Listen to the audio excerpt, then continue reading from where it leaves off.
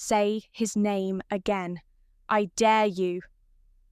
With those 4 words, the atmosphere inside the brightly lit studio changed in an instant. What began as another episode of late-night satire suddenly shifted into something far more serious. Stephen Colbert, known for his sharp tongue and effortless sarcasm, had crossed a line. His quip, "He got what he deserved," wasn't just a joke. It was a direct jab at Charlie Kirk, a conservative figure remembered by many for his relentless energy and unapologetic convictions. Some in the audience laughed nervously, unsure if they had misunderstood.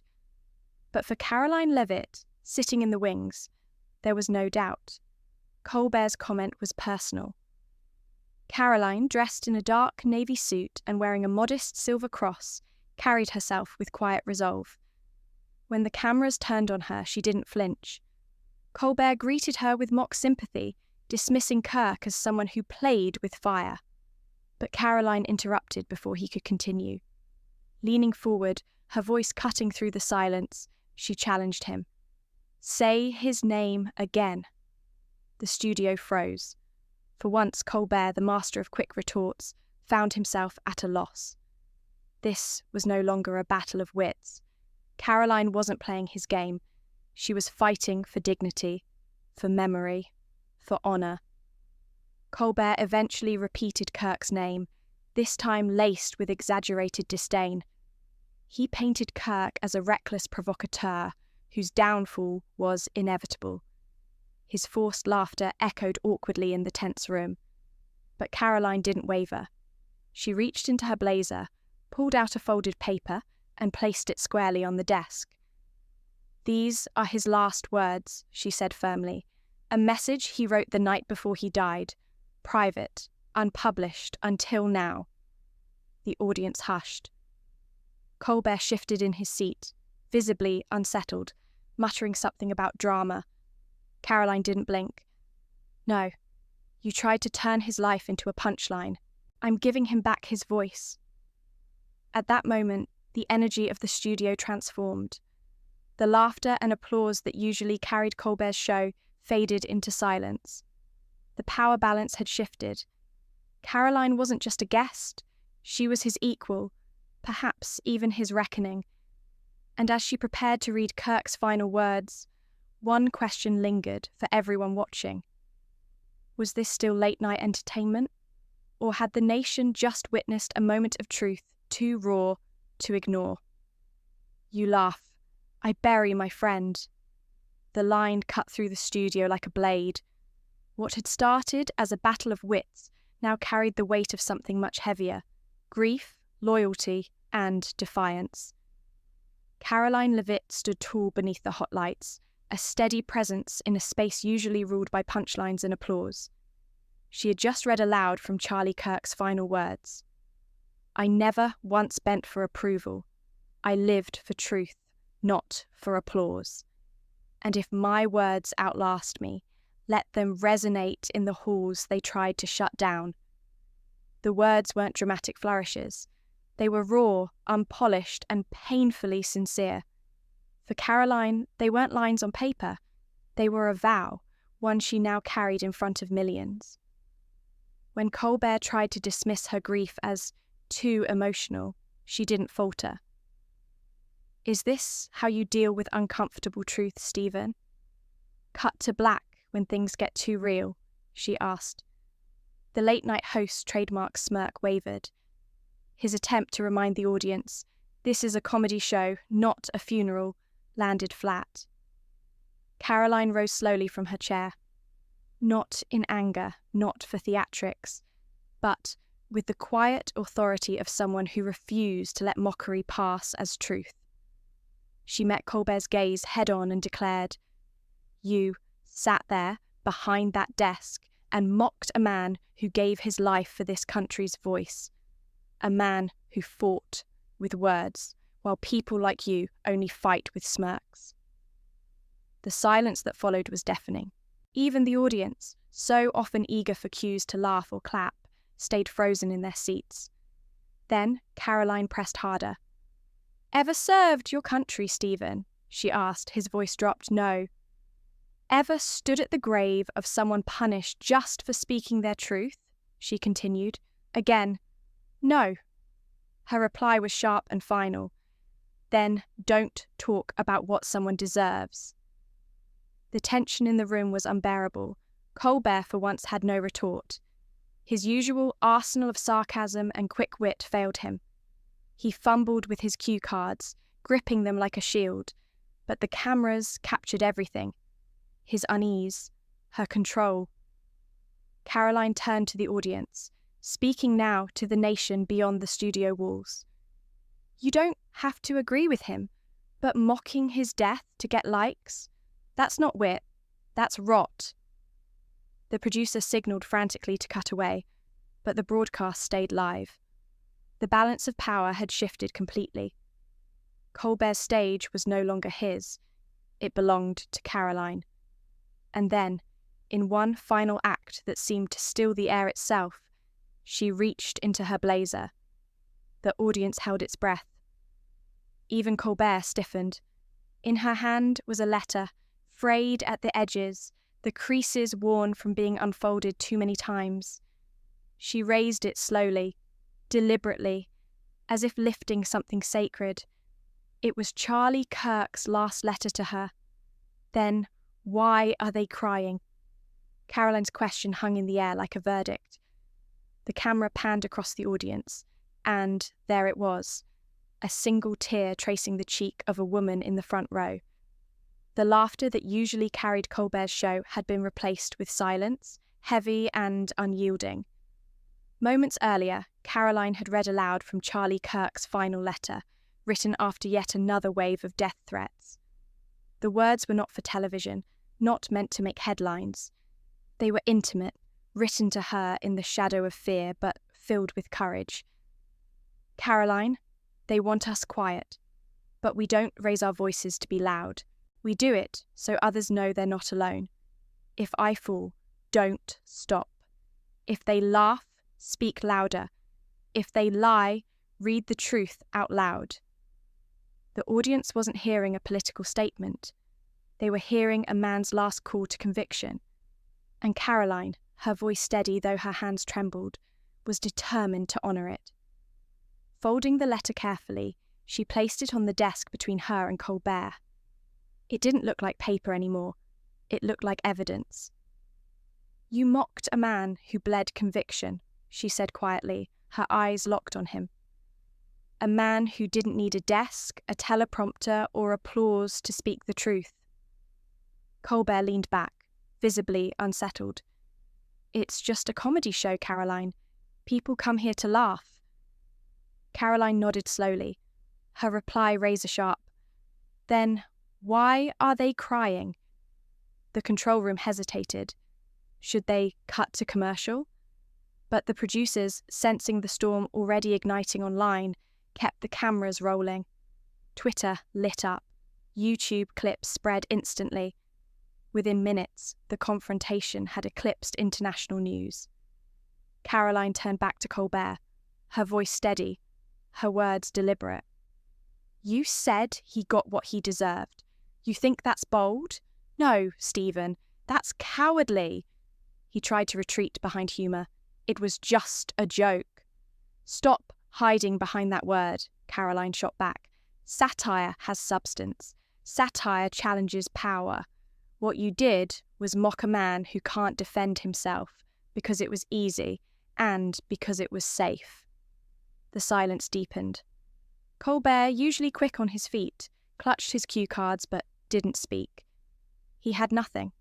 For once, the stage belonged to someone else. Caroline leaned in, her tone firm but controlled. You've had presidents, senators, some of the most powerful people in the world, sit in that chair.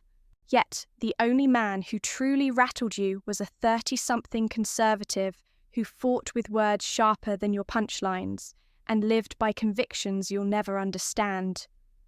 Colbert adjusted his blazer, trying to recover his usual composure. I poke fun at everyone, Caroline. Left, right, it doesn't matter. But the room told a different story. The audience wasn't laughing. They weren't clapping. They weren't even breathing loudly. They were simply waiting for Karoline's next move and for Colbert's next failure to respond, not as much as turning a dead man into a punchline. Karoline's words cut through the studio like ice.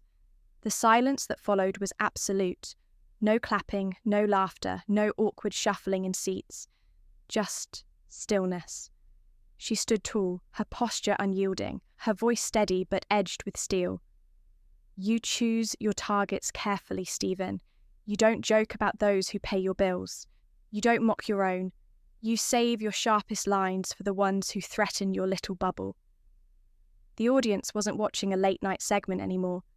They were witnessing something raw and unscripted, a reckoning.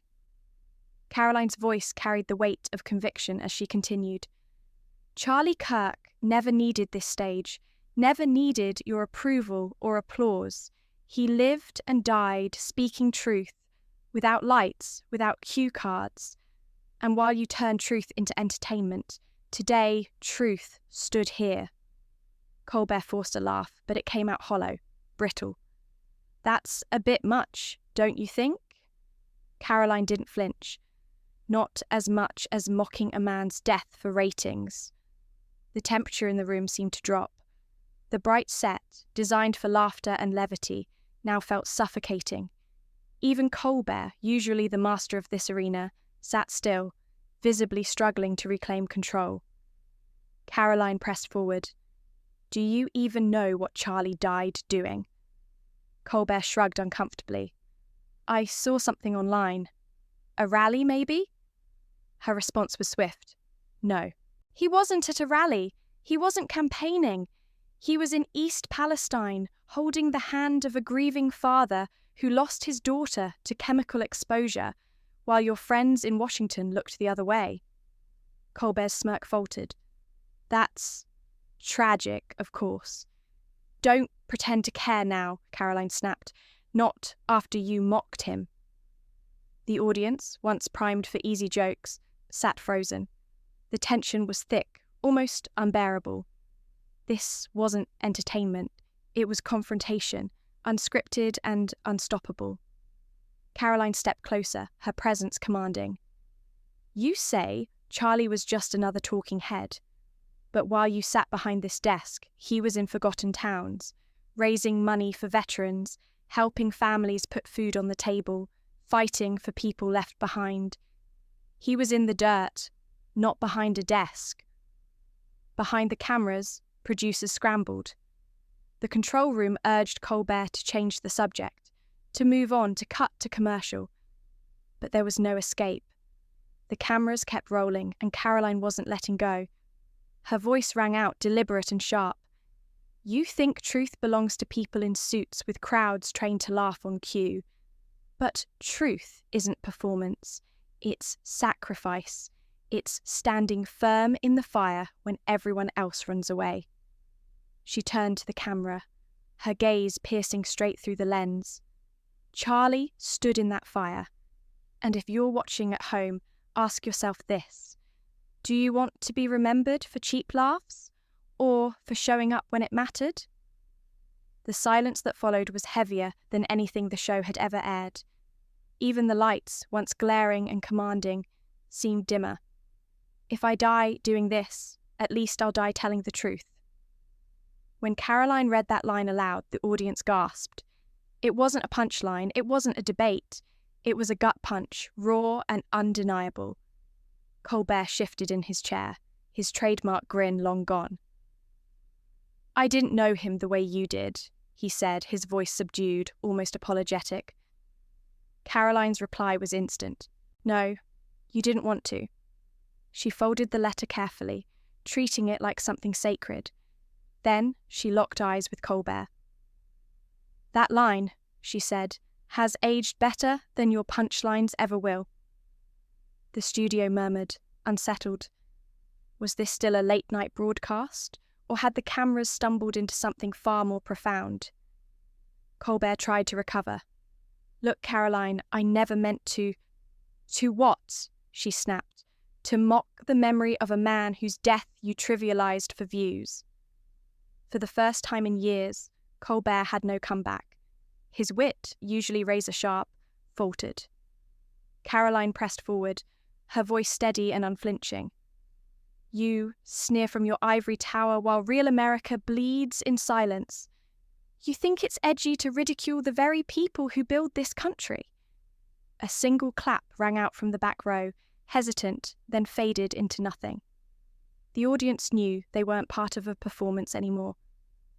Caroline's tone softened, but her words carried a sharper sting. Charlie Kirk made you uncomfortable, not because he was loud, not because he was conservative, but because he was effective. He filled stadiums. He spoke to people without needing your media gatekeepers or your donors, and you couldn't stand that. Colbert shifted again, opening his mouth, but the words crumbled before they reached his lips. Caroline stood, not for theatrics, but with the quiet finality of someone who had already won. You can sit behind this desk for another 10 years, reading jokes written by people who've never stepped outside their bubble. But one day, Stephen, you'll look out at this studio and see something worse than outrage. She leaned forward, her voice calm, almost cold. You'll see empty seats, no clapping, no cues. Turning to the camera, she addressed not Colbert, but the millions watching. This isn't just about Charlie anymore.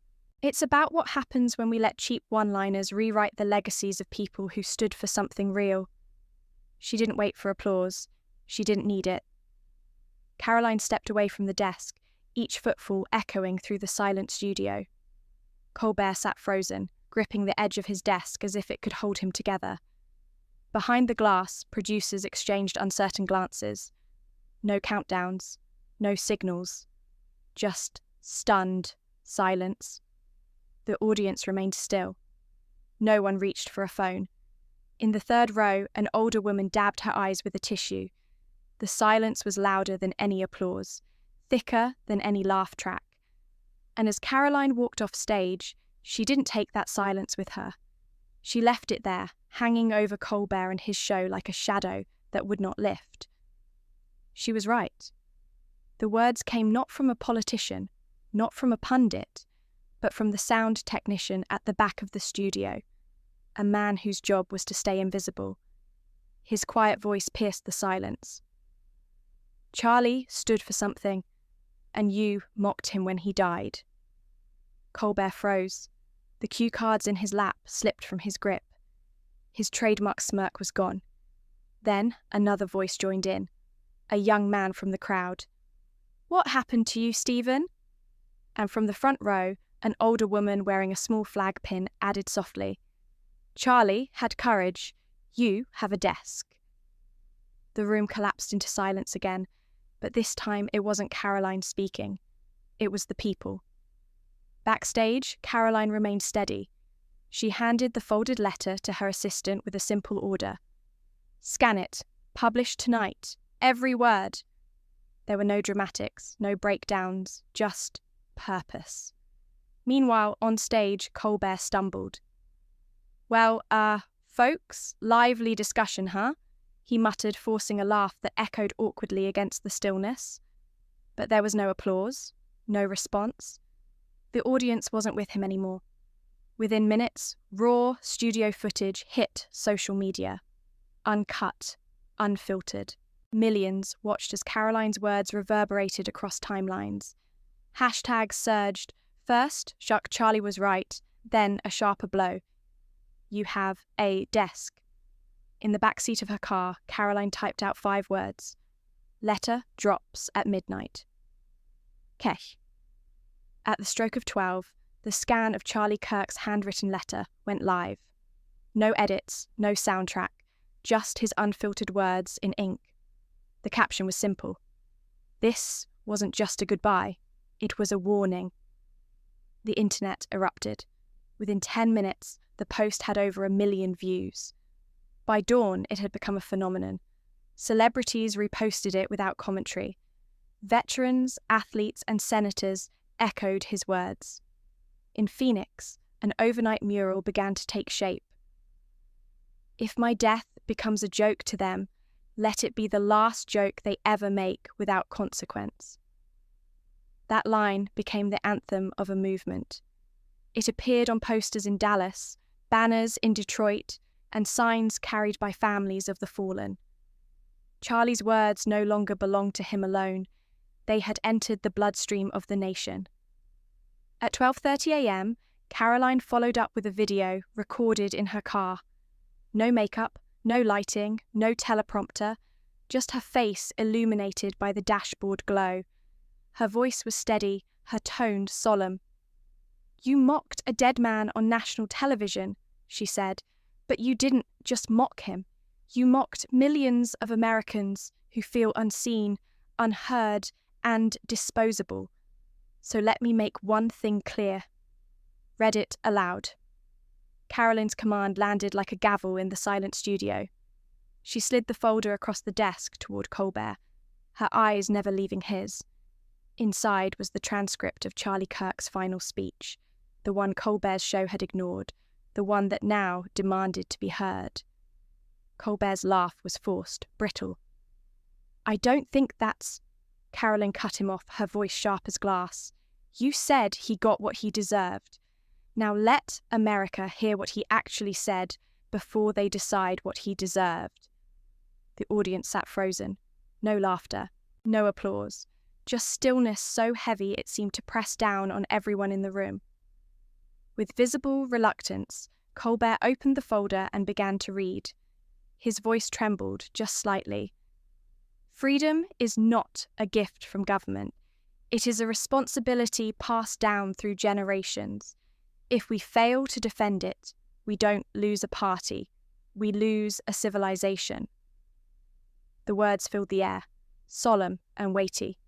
He continued, "They will mock you for standing alone, but better to be mocked standing for something than praised, bowing to nothing." Colbert stopped. His eyes remained glued to the page, unwilling to look up. The silence was unbearable.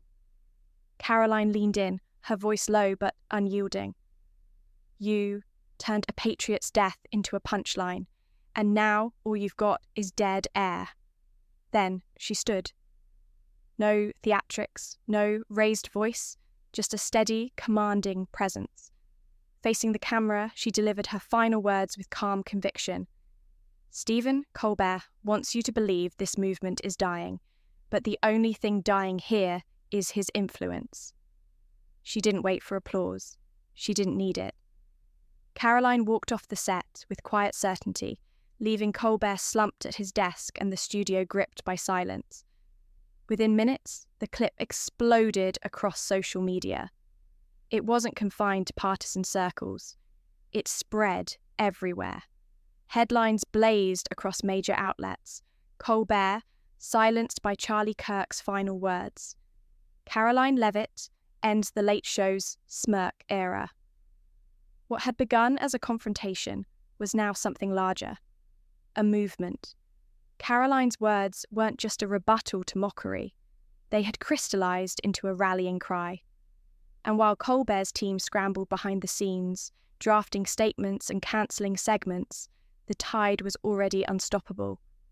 For the first time, late-night comedy had been stripped of its armour, and in its place, truth, raw, unfiltered, undeniable, had taken the stage. They mocked a man who stood for freedom. Caroline made the world listen. In the weeks that followed, the numbers told the story better than any spin could.